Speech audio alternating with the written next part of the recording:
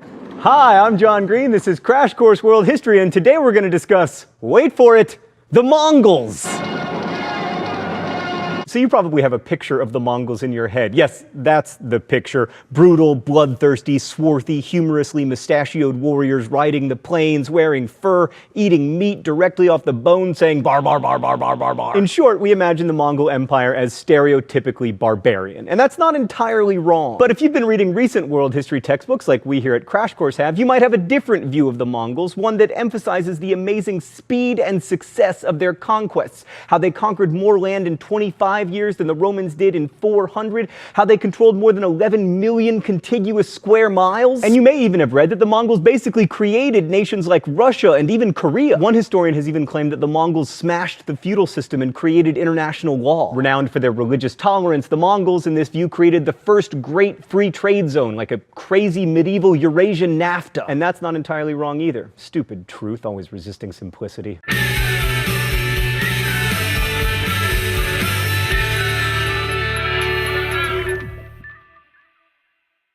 So remember herders? We talked about them back in episode 1 as an alternative to hunting and gathering or agriculture. Here are the key things to remember. 1, nomads aren't Jack Kerouac. They don't go on like random road trips. They migrate according to climate conditions so they can feed their flocks. 2, nomads don't generally produce manufactured goods, which means they need to trade, so they almost always live near settled people. And 3, because they generally live close to nature and in harsh conditions, pastoralists tend to be tougher than diamond-plated differential calculus. Like think of the Huns, or the Xiongnu, or the Mongols. Okay, Stan, that's enough. Back to me. Come. Stan, I am the star of the show, not the Mongols! Hi. Sorry about that. Right, so one last thing. Pastoral people also tend to be more egalitarian, especially where women are concerned. Paradoxically, when there's less to go around, humans tend to share more, and when both men and women must work for the social order to survive, there tends to be less patriarchal domination of women, although Mongol women rarely went to war. I can't tell your gender. I mean, you've got the pants, but then you also have the floopity-flop, so...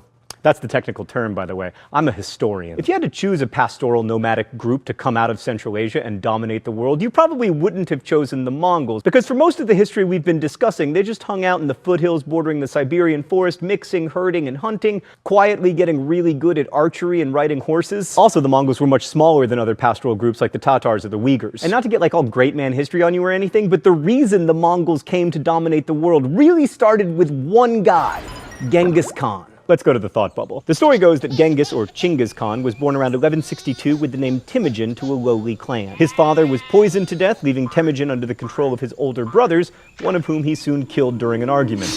By 19, he was married to his first and most important wife, Borte, who was later kidnapped. This was pretty common among the Mongols. Temujin's mom had also been kidnapped. In rescuing his wife, Temujin proved his military mettle, and he soon became a leader of his tribe, but uniting the Mongol confederations required a civil war, which he won, largely thanks to 2 innovations. First, he promoted people based on merit rather than family position, and second, he brought lower classes of conquered people into his own tribe while dispossessing the leaders of the conquered clans. Thus, he made peasants love him. The rich hated him, but they didn't matter anymore because they were no longer rich.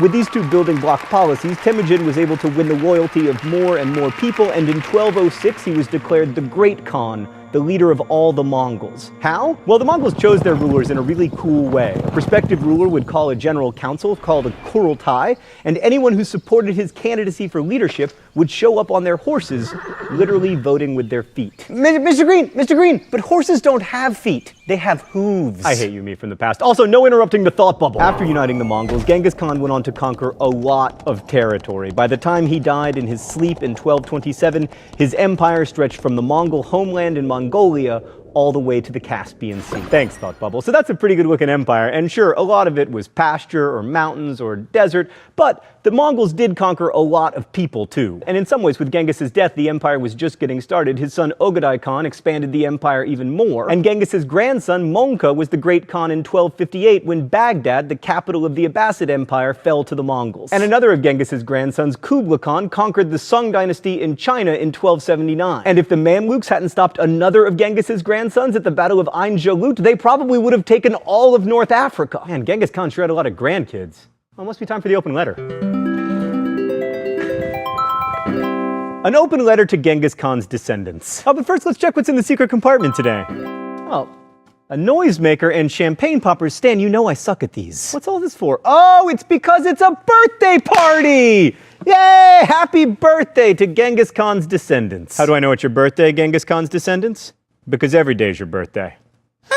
Because right now, on the planet Earth, there are 16 million direct descendants of Genghis Khan, meaning that every day is the birthday of 43,000 of them. So good news, Genghis Khan. Your empire might be gone, but your progeny lives on, and on, and on, and on. Happy birthday!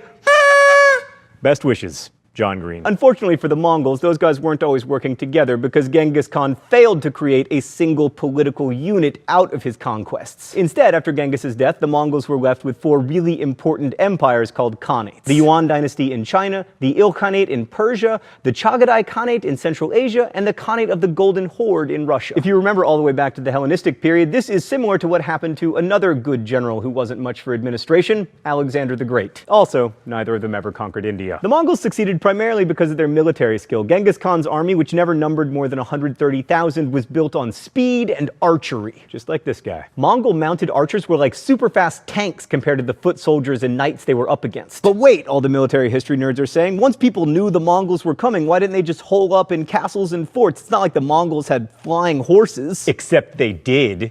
They didn't? Stan, why are you always making history boring? So the Mongols apparently didn't have flying horses, but they were uncommonly adaptable. So even though they'd never seen a castle before they started raiding, they became experts at siege warfare by interrogating prisoners. And they also adopted gunpowder, probably introducing it to Europeans, and they even built ships so they could attack Japan. That might have worked too, except there happened to be a typhoon. Also, people were terrified of the Mongols. Often, cities would surrender the moment the Mongols arrived just to escape slaughter. But of course, that only happened because there were occasions when the Mongols did, slaughter entire towns. So with all that background, let us return to the question of Mongol awesomeness. First, 5 arguments for awesome. 1. The Mongols really did reinvigorate cross-Eurasian trade. The Silk Road trading routes that had existed for about 1,000 years by the time the Mongols made the scene had fallen into disuse, but the Mongols valued trade because they could tax it, and they did a great job of keeping their empire safe. It was said that a man could walk from one end of the Mongol empire to the other with a gold plate on his head without ever fearing being robbed. 2. The Mongols increased communication through Eurasia by developing this Pony Express-like system of way stations with horses and riders that could quickly relay information. It was called the Yam system, and it also included these amazing bronze passports which facilitated travel. 3. Another thing that traveled along Mongol trade routes was cuisine. For example, it was because of the Mongols that rice became a staple of the Persian diet, which I mention entirely because I happen to like Persian food. 4. The Mongols forcibly relocated people who were useful to them, like artists and musicians, and especially administrators. As you can imagine, the Mongols weren't much for administrative tasks like keeping records, so they found people who were good at that stuff and just moved them around the empire. This created the kind of cross-cultural pollination that world historians these days get really excited about. And 5, the Mongols were almost unprecedentedly tolerant of different religions. They themselves were shamanists, believing in nature spirits, but since their religion was tied to the land from which they came, they didn't expect new people to adopt it, and they didn't ask them to. So you could find Muslims and Buddhists and Christians and people of any other religion you can think of prospering throughout the Mongol Empire. And it's that kind of openness that has led historians to go back and reevaluate the Mongols, seeing them as kind of a precursor to modernity. But there is another side of the story that we should not forget, so here are 5 reasons why the Mongols might not be so great. 1.